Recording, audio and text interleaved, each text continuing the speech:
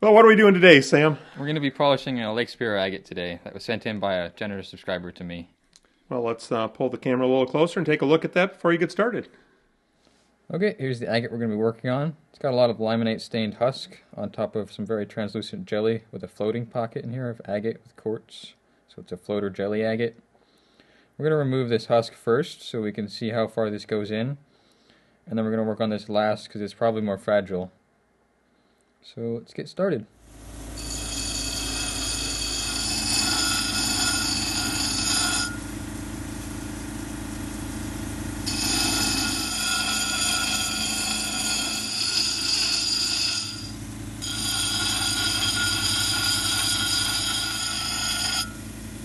Well, we've been working on the first wheel for a while now. We've got all the husk off pretty much. There's some laminate in this little hole right here, but we're not going to go down into that, I don't think. We would have to remove too much. Haven't really touched this portion because I think that's going to be too fragile, so we're going to start that on this wheel right now. There's where we're at. Some cracks that we're not going to be able to get out, like in the back here. Okay, so we're going to move on.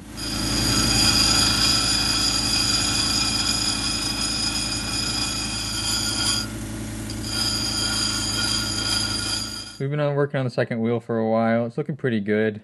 There's a little hole in the center. I don't know if I'm going to grind away of that to get rid of that little hole. We'll see what happens there because I don't want to grind too much of this floater away. There was a little chip here that I got rid of mostly. I might work a little more on it. It hasn't chipped away, but you can tell it's fractured. There's also fractures up here that I'm going to probably work on some more. And then we discovered on the back, this pocket of quartz runs all the way to here, we believe. You can also see that it's lighter along this side. So I don't think I'm going to expose too much of this, but there's some cracks that I kind of want to get rid of.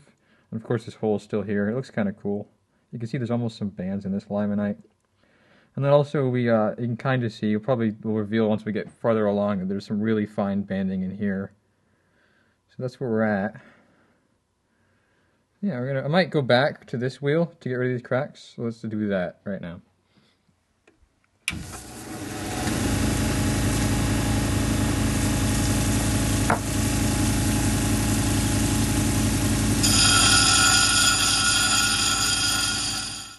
Okay, so we went back to the first wheel to try and get this crack out, and it chipped out here. I've ground it down some more after that, but it may have been a little bit of a mistake. So we're going to go back to the second wheel and hopefully smooth this out and then call it good. And then we'll probably work a little bit more on this top section, and then we'll move on from there. So back to the second wheel. And this third wheel is even going to be more forgiving. So yeah, this first wheel isn't super forgiving, and it causes chips. It's caused a few small minor chips in other places. But it was a little bit of a bigger chip in the back here, so we're going to move back to the second wheel. Okay, here it is dry after the second wheel. There's some spalling here going on that I couldn't really get out. And in the back here, there's still this crack, but it's pretty smooth now. Here we'll get it wet. Looks pretty good wet. That little pocket that looks like it carries through to the front, it's gotten smaller, but I'm pretty sure it still goes through. It could be a what's it called, a flow channel. That's what they call them. That's the one theory of how agates form, that they have flow channels of some kind where the minerals go in, but not really sure. That's hotly debated on the internet all over. So yeah, we're gonna move on to the third wheel now.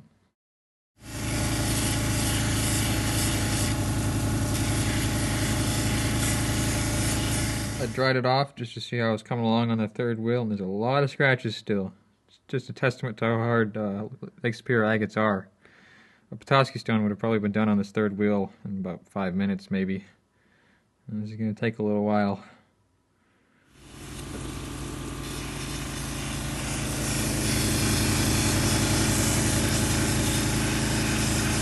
So how's it going? Well, we're finally done with the third wheel. It's been probably between 2 and 3 hours. Probably going over to the fan over there to dry it off 20 times at least. I think more than that. Yeah, it's getting quite shiny. Yeah, that's looking really good for the third wheel. Yeah. We're going to move to the fourth. Hopefully the fourth doesn't take as long. We'll see.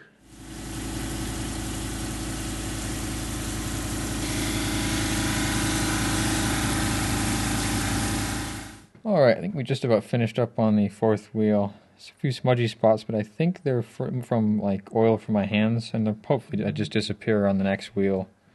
So yeah, oh, there's a spot right there I'm gonna go back and get real quick. But yeah, I'll get that spot and then we'll move on to the fifth wheel.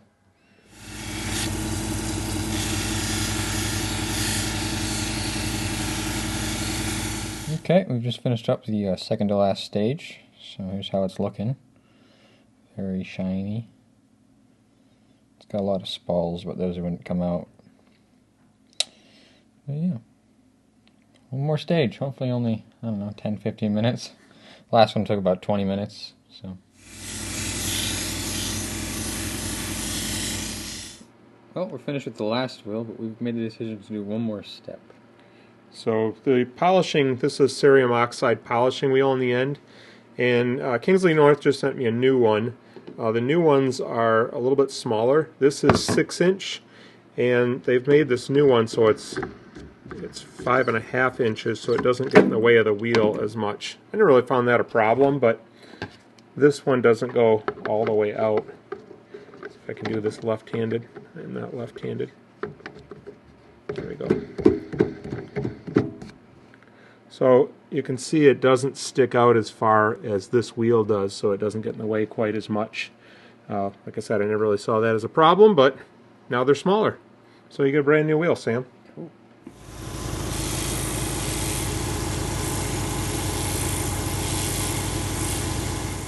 Well, here it is all done. I think that last wheel did a really good job getting it all real super shiny and smooth.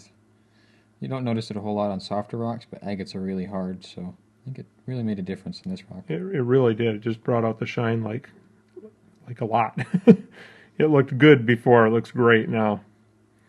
You did a nice job on that. All right. Well, we'll see you next time. Thanks for watching.